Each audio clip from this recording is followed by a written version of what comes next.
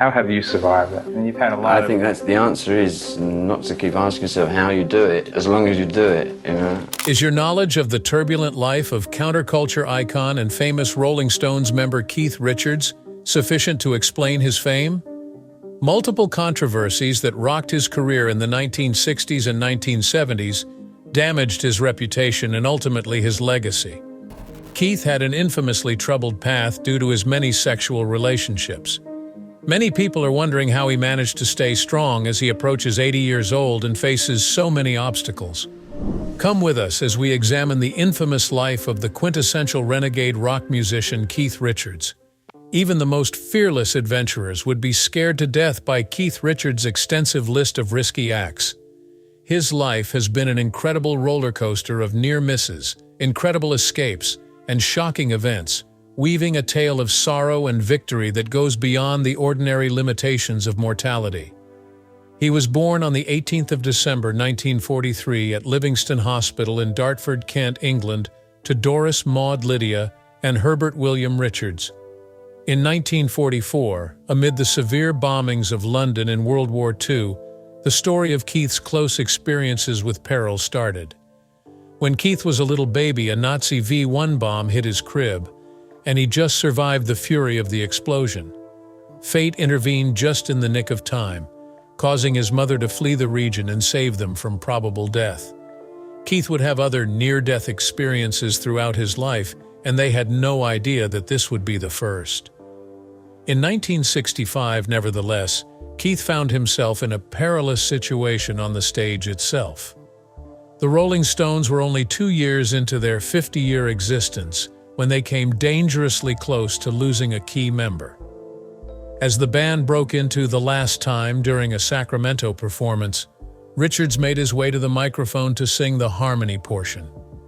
Attempting to turn it around with the neck of his guitar nearly killed him because it was facing the wrong way. Richards was rendered unconscious in an instant, his guitar strings scorched by the impact of the collision. According to Richard, this event was his most spectacular moment, and he credits a new pair of boots with large rubber soles for saving him. This was just the beginning of the rock icon's turbulent journey ahead. Another near-death experience occurred in 1971 when Keith, unable to control his cigarette smoke and sleep, accidentally set fire to his bed. His life and the lives of his then-girlfriend, Anita Pallenberg, were both endangered by the flames. A terrible destiny was averted very barely. In 1973, the fire returned and destroyed Richards' Redlands estate, which was a major setback. Keith said a wire-chewing mouse was to blame, but danger was close by nevertheless. Still not satisfied? In 1998, while doing something as ordinary as grabbing for a book in his library, he had a terrible fall, shattering many ribs as hefty volumes fell on him. It served as a sobering reminder that even the most mundane pursuits can put one's life at risk. Later on, Keith made light of the situation by saying he was fortunate to have a large book collection. Otherwise, he would have been utterly bored. A apparently perfect setting became perilous in 2006. Keith went on a coconut gathering adventure while on vacation in Fiji, climbing a palm tree for the fruit. He had to undergo brain surgery after losing his equilibrium and falling to the ground. Despite leaving a lasting scar on his skull, he surprisingly made a full recovery. Keith has additional infamous deeds that got him into legal problems in addition to his daring adventures. First, though, let's investigate this. Keith Richards, a famed rock hero, recently shocked the music industry with an unusual and weird tribute he gave in memory of his father, Herbert. Richards casually reminisced on the strange incident in an interview with NME, describing it as a mix of melancholy, nostalgia, and his own quirks. He claims that for some reason, the thought of mixing his father's cremated bones with his own cocaine supply occurred to him. Cocaine and the remains of his father. Yes, you read it correctly. The fact that Richards has given inconsistent accounts to various media outlets just adds to the strange nature of the situation. He made the audacious claim that this strange mixture would have had his father's approval in one recounting. But in a different version told to GQ, the storyline veered off course. It seemed like a kind and significant gesture, but Richards insisted he had planned to plant an oak tree with his father's ashes. Some of the ashes did manage to drip over a table, though, so it seems fate had other ideas. In that bizarre moment, Richards decided on the spur of the moment to snort a little of his father's ashes, thinking it was a worthy homage in his own unique way.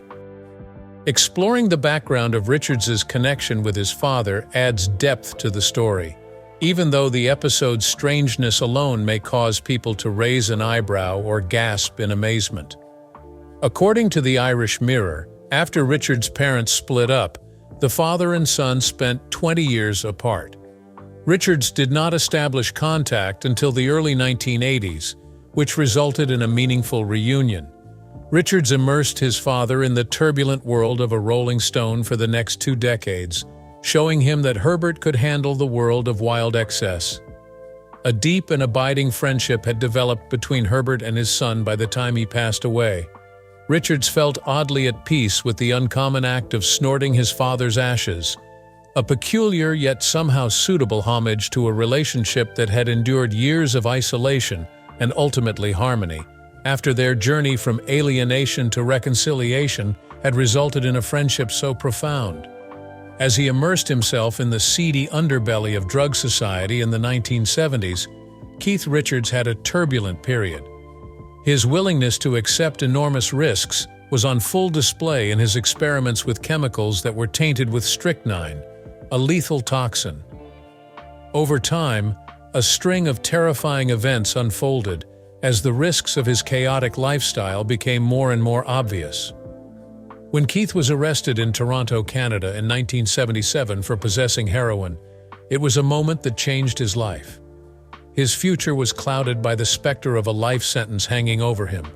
But by admitting responsibility and offering to play a charity concert for the blind, he avoided this terrible destiny.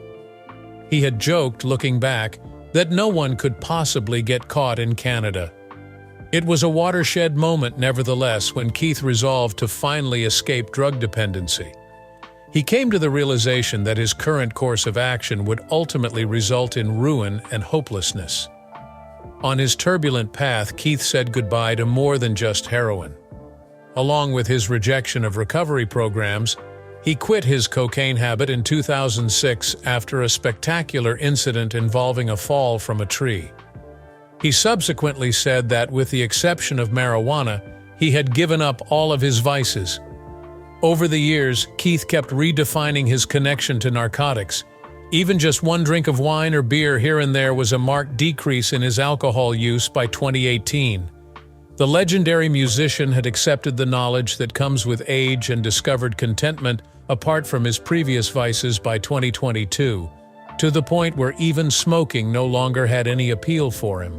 Unlike his earlier self, Keith did not give in to the urge to start abusing drugs or alcohol. His frustration with drugs, especially prescribed ones like Xanax, was candidly conveyed in an interview with the Irish Independent. He described them as institutionalized and boring. He stressed that listening to music was his preferred traditional method of intoxication. Grandfather Augustus Theodore Gus Dupree was a jazz musician, and his impact impacted Keith Richards' upbringing, which was a wild ride of surprising opposites. An enticing instrument dangling from a high shelf beckoned to the youthful Richards, a dare laid forth by his naughty grandfather. In his dogged pursuit of the prized instrument, he resorted to stacking books and pillows on top of a chair. In Richards's words, the prize of the century was bestowed to him by his grandpa, who became his first mentor once he finally reached the guitar and taught him the basics of music.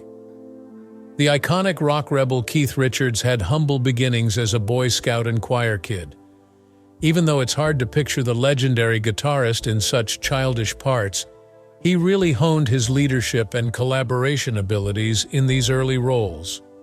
Nevertheless, indications of his defiant character began to surface during these early years, which ultimately resulted in his expulsion from the Boy Scouts following a dispute.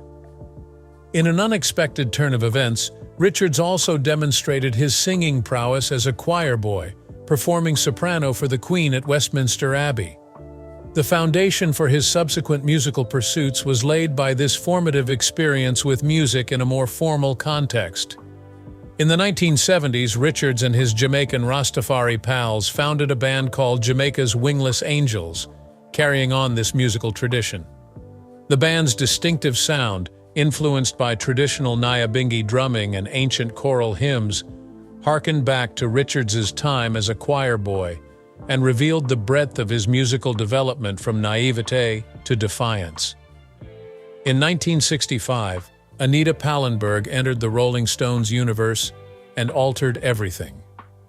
A terrible yet very important chapter in the band's history began with her entrance. Although Pallenberg was first attracted to guitarist Brian Jones, who was not a member of Keith Richards, her connection with Jones soon became turbulent, and she eventually found comfort with Richards. Their union became an essential aspect of the Stones' story as they set up house in London and brought up 3 children. Although she was romantically involved with one of the guitarists, Pallenberg had a profound impact on the band's songwriting. On Sympathy for the Devil, she sang background vocals, which sparked some controversy. During filming, Richards had suspicions that she was having an affair with Mick Jagger. This claimed betrayal would later inspire the legendary and savage song, Gimme Shelter. Even outside of the band's music, Pallenberg shaped the aesthetics and social circles that surrounded the Rolling Stones. A member of the Stones' inner circle named Joe Bergman asserted that Pallenberg was just as important to the band as Mick Jagger and Keith Richards because of the influence she had. Unfortunately, Brian Jones was marginalized because of her participation in the band. There was nothing picture-perfect about Pallenberg's private life with Richards. Substance misuse harmed their relationship, which deteriorated over time and ended in 1980 when they divorced. At Studio 54, Richards met Patty Hansen at about the same time, and their relationship began to take a more solid turn. Their almost 4-decade-long marriage illustrates a complicated and sad side of Pallenberg, the lady who made an unforgettable impression on the Rolling Stones' history, in sharp contrast to the troubled partnership. The storied history of the Glimmer Twins, Mick Jagger and Keith Richards, is a tale of successes and devastating rifts in rock and roll. The Washington Post reports that in the mid-1980s, they began to notice a noticeable break in their relationship. According to Richards, the Rolling Stones went into what amounted to a protracted period of warfare known as World War II, after Jagger decided to release his solo record in 1985 and then refused to tour in support of 1986's Dirty Work album. At its worst, this schism appeared to have jeopardized the Rolling Stones' very survival. Both Jagger's solo work and Richards' solo LP in 1988 suggested that the legendary band may be breaking up. In 1989, the Rolling Stones were saved from certain disintegration when Jagger and Richards reconciled, overcoming almost insurmountable obstacles. Their relationship was still marred by public insults and calculated apologies, though, so the ceasefire was only temporary. The sad gulf that had developed between them was depicted by Richards in his biography from 2010. He admitted that he had not been to Mick Jagger's dressing room in decades, saying that he no longer enjoyed being around his old pal. The guitarist's autobiography revealed a less admirable aspect of Jagger, painting a picture of an egotistical rock star who became intolerable in the 1980s. As the members of the band plotted a clandestine way to criticize Jagger while he was there, dubbed him Brenda or Her Majesty, the depth of the friction inside the group was revealed by Rolling Stone magazine. They were able to vent their anger to Jagger in private while he was in the same room, thanks to their coded language. An emotional roller coaster, the Glimmer Twins story reveals the intricacies of creative collaborations and the lasting impact of the Rolling Stones. Keith Richards' partnership with singer-songwriter Tom Waits is an interesting and at times tragic story of creative collaboration that begins with Waits' 1985 album, Rain Dogs. Rolling Stone reports that Richards, who is well known for his guitar skills, contributed guitar parts and vocals to several songs on Waits' albums. A unique rendition of the sea shanty Shenandoah was recorded by the two in 2013, demonstrating the profound musical bond between them. For the guitarist Keith Richards, Waits once wrote a humorous poem called Keith Richards as an homage to their longtime relationship. According to Rolling Stone, there's a fanciful article that compares Richards to a fax machine, discusses Richards' purported blue urine color, and makes a comical comparison to a praying mantis, pointing out that the Rolling Stone only has one ear, which is between his legs. Their partnership has its fair share of obstacles, although their outward camaraderie. Even though Waits thinks highly of Richards, he admits that there is a relationship that frequently necessitates an adult there, according to Ultimate Classic Rock. They tried to collaborate on tracks for Bad As Me by Tom Waits. On the other hand, things took an unexpected turn when Richards, in a demanding manner, kept shouting, "Scribe." Waits quickly recognized that Richards was looking for someone to record the music they had been improvising for an hour, and that someone turned out to be Waits himself. Richards made a substantial contribution to the record, although he was not acknowledged as a co-writer. Waits acknowledged their connection by mentioning Richards and Mick Jagger on the first hit, Satisfied, and he continued to provide guitar work to a couple songs. After their work with Tom, Keith Richards shows off his eclectic musical interests, which could surprise a lot of people. Outside of his famous rock domain, Richards shows his love for Lady Gaga's avant-garde style and Amy Winehouse's deep voice. The fact that the legendary Tony Bennett nodded his head in agreement shows how much he admires Gaga, a mark of how highly he regards both artists. Richards departs from convention by bestowing praise onto a varied array of contemporary performers while being firmly grounded in the blues, gospel, jazz, and reggae classics. The warm glow of Richards's praise is felt by Florence and the Machine, James Bay, and reggae great Gregory Isaacs. Richards finds Ed Sheeran charming enough to admire his one-man band, even though he makes the hilarious error of calling him Ed Sheeran. The irony is that Richards is more critical of his own genre, which is a genre he created. Even though he gives credit to the great Jimmy Page, Led Zeppelin is thought of as somewhat empty. The Grateful Dead are slammed with the harsh word boring, while heavier bands like Metallica and Black Sabbath are written off as great jokes. Rap, which Richards finds tone-deaf and criticizes for its abundance of empty phrases, is the musical style that Richards despises the most. Keith Richards, a paragon of rebellious style in the rock and roll world, is known for his outlandish coats, scarves, and other accessories. Richards' style is unfussy and unorthodox, while it defies the notion of a well-selected outfit. The ladies in his family are the targets of his brazen closet raids. In a revelation that goes beyond traditional gender standards, the man whose impeccable taste inspired Johnny Depp's portrayal of Captain Jack Sparrow in the Pirates of the Caribbean films has, for decades, worn women's clothing. It was revealed in 2016 by Richards that most of his clothing is taken from his daughters and wife, Patty Hansen. Richards insists, with much conviction, that he is not dressing in a deliberately outrageous manner. Rather, he is wearing clothes that he finds attractive. The fact that Richards's daughter, Alexandra, can confirm that her dad has an extraordinary talent for dressing in anything, even his wife's PJ pants, and pulling it off with ease lend credence to this unconventional style. Sadly, Richards' borrowing adventures in the 1970s took a surprising legal turn. At one point, when all of the band members wore the same coats, who owned what became irrelevant. Sadly, Richards' careless attitude landed him in a dangerous confrontation with the authorities. He donned a garment that had hidden pockets that held illegal drugs. Consequently, Richards had an encounter with the authorities and was held responsible for narcotics that were in his borrowed clothing, even though he was unaware of their presence. Keith Richards has a side that will surprise even his most devoted fans, one that goes beyond his crazy electric concerts and never-ending road excursions.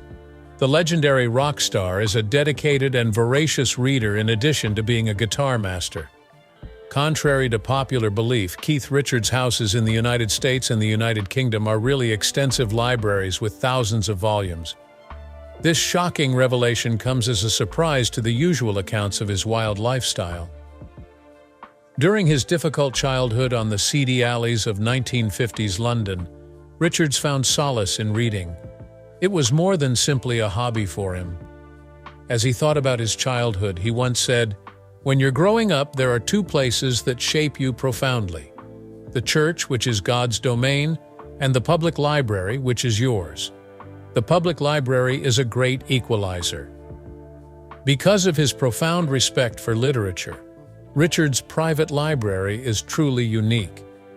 As evidence of his passion for sharing the stories and universes found in books, his residences are adorned with priceless literary works that he is always happy to lend to friends and house visitors.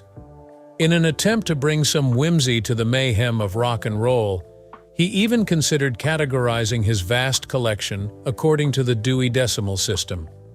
Unfortunately, he decided on a system that showcases his varied taste because it was practical.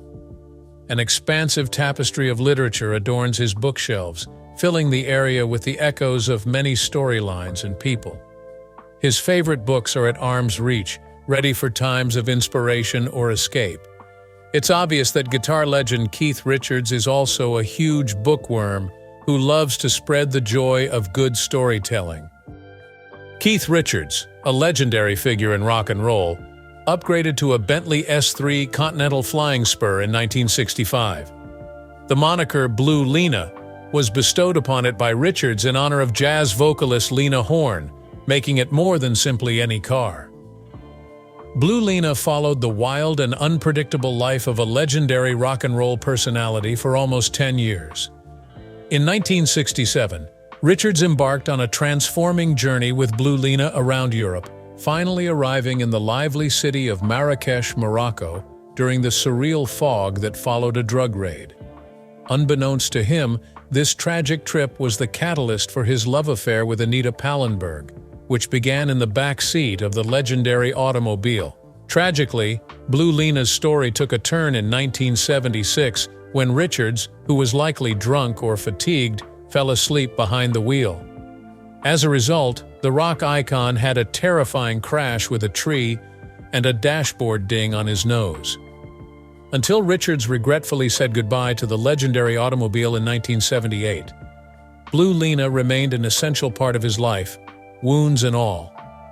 The vehicle, on the other hand, changed ownership many times before making a triumphant return in 2015, completely repaired and prepared to share its story at auction. Bonhams, the auction company, claims that Blue Lena was more than simply a means of transportation for Richards.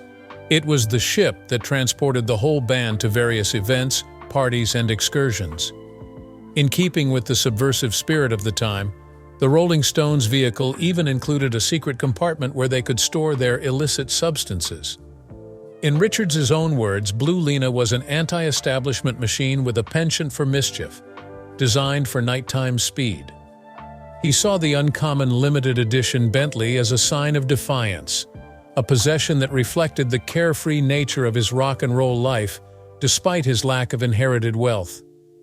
Keith Richards sought solace in the opulent Villa Nelcote on the French Riviera in April 1971 among a dreary atmosphere. The original plan was for the Rolling Stones to record their legendary album Exile on Main Street in a farmhouse in the woods. But it was fruitless to look for such a location, and Richards ended himself in the haunted Villa Nelcote. The swastikas that still decorated the basement walls of this luxurious hideaway made it clear that it had previously been the evil headquarters of the Nazis during their invasion of France.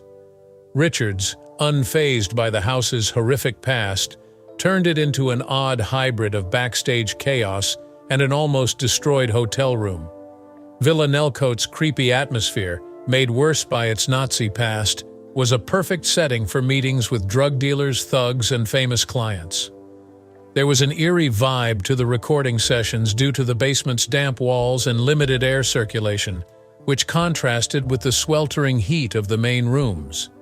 With the help of these out-of-the-ordinary components, the album's signature muddy sounds came together to form Exile on Main Street, which is today hailed as a masterpiece by the Rolling Stones.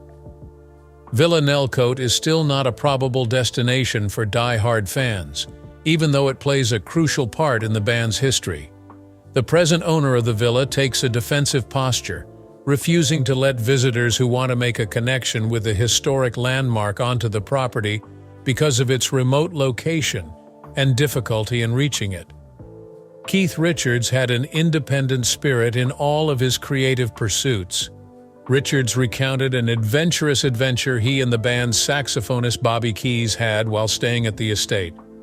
They took cover in one of the mansion's restrooms after stealing their tour doctor's bag, which contained a wealth of medicinal wonders. Ignoring the approaching disaster, they set out on a drug-induced journey behind closed doors. The euphoria of their private party was abruptly broken by the piercing roar of a fire alarm. The corridor outside was a scene of pure terror as people frantically ran for cover, completely unaware of the growing danger. The restroom was engulfed in flames when Richards and Keys awoke from their drug coma. The renowned home was in danger after they inadvertently set a fire. Even more dramatically, Richards describes the event in his memoir. They detected the presence of smoke in the room while they were indulging in the euphoric effects of various substances. A disastrous fire was on the verge of breaking out in the bathroom because the drapes were on fire. Constant pounding on the door signaled the approach of waiters and men in black suits carrying buckets of water, prompting the action that was necessary. Perplexed by the sudden disruption to their intimate celebration, the two musicians sat on the floor, their pupils constricted into tiny pupils. The famed Rolling Stones guitarist Keith Richards was touring the American Midwest in the middle of a scorching July in 1975. The freeway was not his route to Dallas. Rather, he set out to trace the blues roots along the meandering back roads of Arkansas. Little did he know that in a little village named Fordyce, his experience would take a sharp turn, and he would encounter a legal nightmare that would follow him for more than 3 decades. A police officer pulled Richards over when he was speeding through Fordyce. The accusation? Careless driving. His status as a rock star was of little concern to the officer. He then arrested him for a misdemeanor, smacked him, and tossed him in the trunk of his car. Richards was compelled to attend court, where he entered a guilty plea and was fined $162. Although it was a little inconvenience, it marred his record and his journey through Arkansas. Let us jump ahead to 2006 when Mike Huckabee was nearing the end of his tenure as Arkansas governor. In addition to his political career, Huckabee had a successful musical career. He was a major Richards fan and played bass for his own band. It was pure chance that they crossed paths backstage at a Rolling Stones show. He resolved to conduct an exceptional and selfless deed. Pardoning Richards for his past crime was within his purview as governor. He formally requested that Richards' conviction be overturned by writing to the state parole board. Richards was formally exonerated when the board reached a unanimous decision. It seemed too wonderful to be true. A governor who liked the blues pardoned the driver after a careless trip through the blues country. Arkansas had been Richards' last chance at atonement. A lot of people are starting to ask how Keith Richards pulls it off. He has had an extravagant and adventurous life while serving as the Rolling Stones' lead guitarist since the 1960s. He personified rock and roll and drug culture. Indeed, a British music publication foretold Richards' demise in 1973, yet he disproved their claims. Even though many of his contemporaries, like Jimi Hendrix and Brian Jones, passed away at a young age, he is still much alive and well after all these years. Richards is still going strong at the age of 80. Both his music and his wild lifestyle are still very much a part of him. He continues to release solo albums and tour with the Rolling Stones. His innovative approach and incredible guitar talents continue to inspire younger performers. For that, we love Richards, the rock star who never dies. Keith Richards had a turbulent life. What are your thoughts about it? Use the space below to share your thoughts with us. Friends, I appreciate you tuning in. As long as you are on this page, you may watch a more motivational video by clicking the next video that appears.